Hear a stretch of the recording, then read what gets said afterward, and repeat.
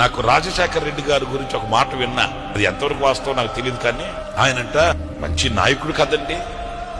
ఆయన భోజనం చేసేటప్పుడు ఈ ఏమంటారు దాన్ని, లావు బియ్యం ఉంటావే, దొడ్డు బియ్యం, అటువైపు దొడ్డు బియ్యం అంటారు, ఎంత ముతక బియ్యం అంటారా ఏమో మరి నాకు తెలియదు. ఒక్కొక్క బియ్యం గింజ ఎంతలా ఉంటుంది, దొడ్డు బియ్యం అంటారు.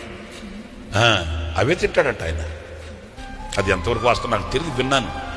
అదే తింటాడంట. ఏది మామూలుగా పేద ప్రజలు అందరికీ దొరుకుతాయి కదా ఆ దొడ్డు, ఎంతలా ఉంటాయి బియ్యం, అదే ఇష్టపడతాడంట ఆయన, అదే తింటాడంట.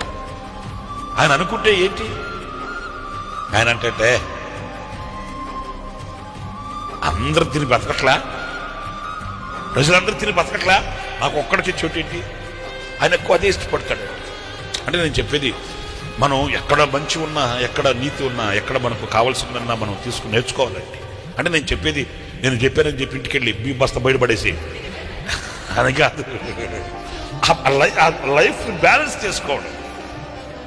ఈరోజు ఉంది, దీనికి అలవాటు పడిపోకూడదు మనం, అంటున్నారా? ఈరోజు ఉంది కదా అని చెప్పి ఈ బాడీని, ఈ శరీరాన్ని దానికి బానిసగా చేయకూడదు. ఈరోజు ఉన్నది రేపు లేకపోయినా బ్రతకగలగాలి. ఉన్నదని ఇచ్చిపోయేదేం లేదు, లేదని